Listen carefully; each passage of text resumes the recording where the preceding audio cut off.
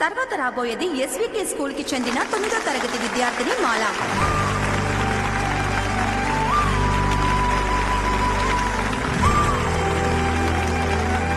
అందరికీ నమస్కారం.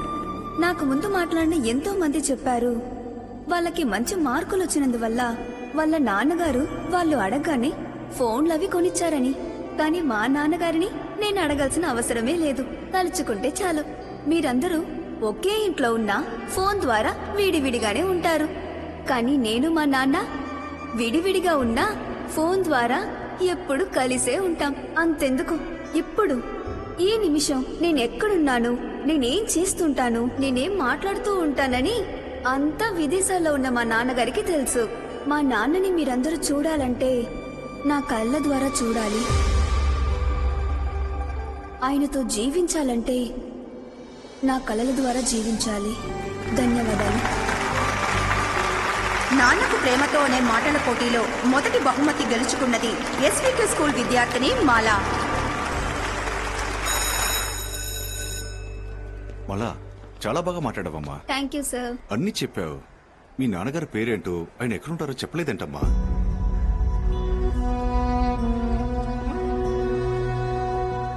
నన్నెందుకు ఆటలు చేర్చుకోవట్లేదు? మా అమ్మ నీతో ఆడుకోకూడదని చెప్పింది. ఏ? ఎందుకంటే మీ నాన్న జైల్లో ఉన్నారంట కదా. మా నాన్న జైలు లేరు, చచ్చిపోయారు. ఓ, అయితే నీకు తెలీదా?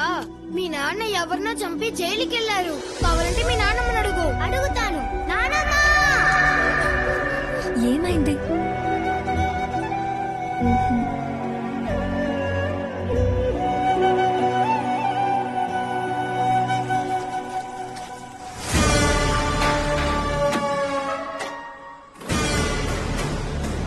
తిలక్, ఇన్నిసార్లు పిలుస్తున్నారు, రావాలి.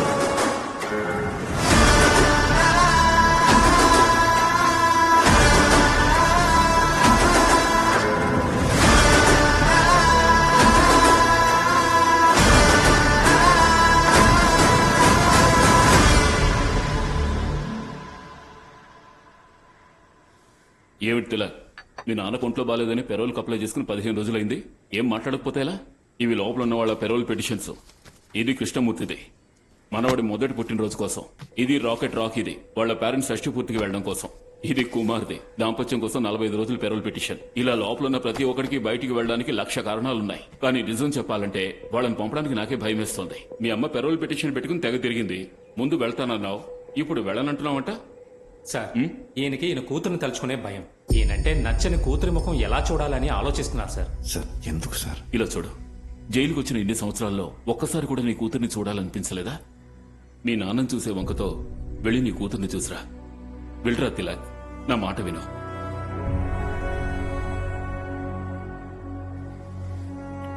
ఆలోచిస్తాను సార్.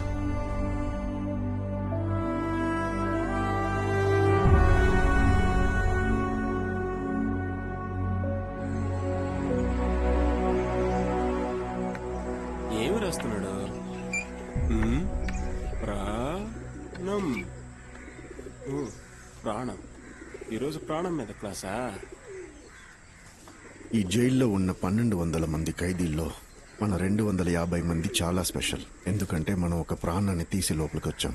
మీరే చెప్పండి, ఒక ప్రాణాన్ని తీయడానికి మీకు ఎంతసేపు పడుతుంది? పదునుగా ఉండే కోడికి తెచ్చాలన్నా కడుపులో ఒకే పోటు. చారుడు కత్తుంటే చాలు, బేతుడు కడుపులో పొడిచి ఆడి జాన్ తీసి పోతూ ఉంటా. నాకు సగం లేడు చాలు.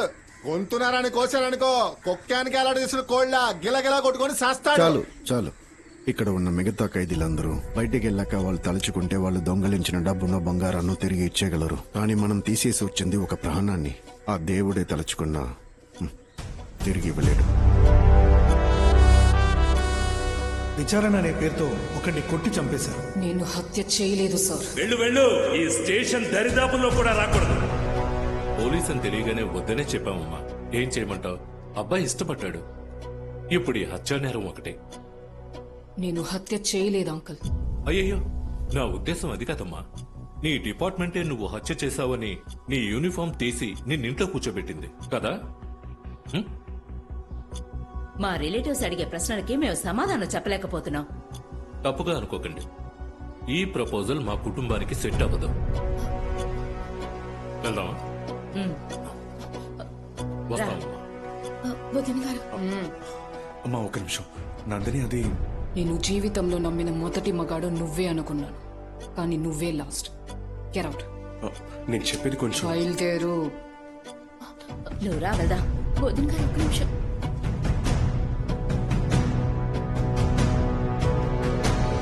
మేడం మిమ్మల్ని పిలుస్తున్నారు.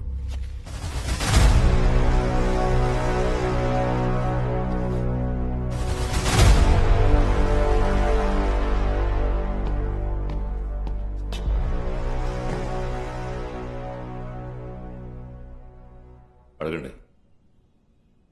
ఏంటమ్మా ఆలోచించావా? ఎస్ సార్, నేను నా స్టేషన్ లోనే రీజాయిన్ అవుతాను సార్.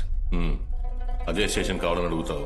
ఆ తర్వాత విచారణ పేరుతో నెలకొకరిని కొట్టి చంపి సస్పెన్షన్ పేరుతో 3 నెలలు లీవ్ తీసుకుందాం అనుకుంటున్నావా? నేను హత్య చేయలేదు సార్. ఆ అటాప్సీ రిపోర్ట్ నీకు అనుకూలంగా రావడం వల్ల తప్పించుకున్నాం.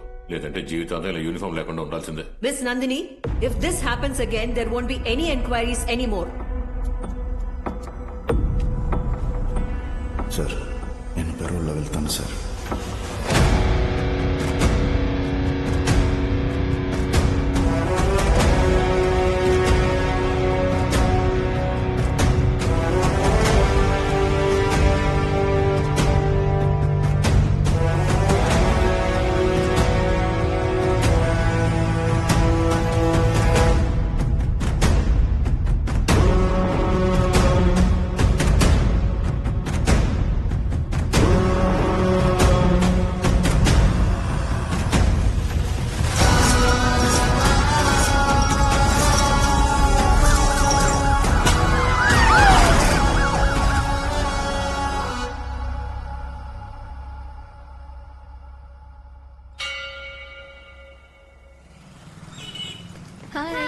అక్క లోపల నీకోసమే ఎతుకుతున్నారు, త్వరగా వెళ్ళు. నేను వస్తాను. సరిగ్గా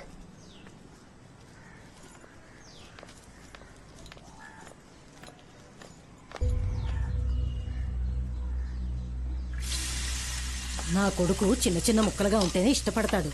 వాడిన్నేళ్లు జైల్లో ఏం తిన్నాడో ఏమిటోనే. వాడిక్కడ ఉండబోయే 14 రోజులు పచ్చి మంచినీళ్ళైనా నేనే ఇస్తాను, సరేనా? వాడున్నన్ని రోజులు సోమవారం లేదు, శనివారం లేదు. ఈ ఇల్లు మొత్తం నీచు వాసనతో గుమగుమలాడిపోవాల్సిందే, అర్థమైందా? వెనకాల చూడండి. ఏమిటే వెనకాల? చూడమంటున్నానా? మళ్ళా ఎప్పుడొచ్చావమ్మా? నీ జైలు కొడుకు వస్తున్నాడని చెప్పావు కదా, అప్పుడే వచ్చేసాను. అయ్యో మళ్ళా, అయ్యో నేనొక దాన్ని చూసుకోకుండా ఏదేదో వాగేశాను. కోపం వచ్చినట్టుందిరా. నా మాట వినరా అమ్మా. మాలా, అమ్మా తల్లి బంగారం, తెరవరా అమ్మా.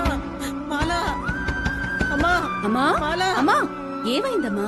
వాళ్ళ నానొస్తున్నాడని తెలియగానే రూమ్ లోకి వెళ్ళి తలుపేసుకుందే. మాలా తలుపు తెరవమ్మా. మాలా, మాలా, మాలా,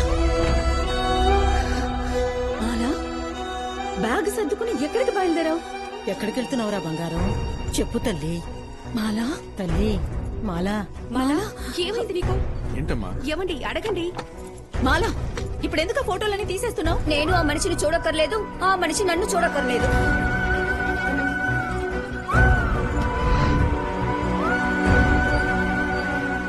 ఏ మాలా ఎక్కడికి వెళ్తున్నావు? రామ్మ మన ఇంటికి వెళ్ళిపోదాం. అయితే మరి ఇదేవరిల్లురా? ఆ హంతకుడు ఉన్నంత వరకు ఇది నా ఇల్లు కాదు. రామ్మ వెళ్దాం.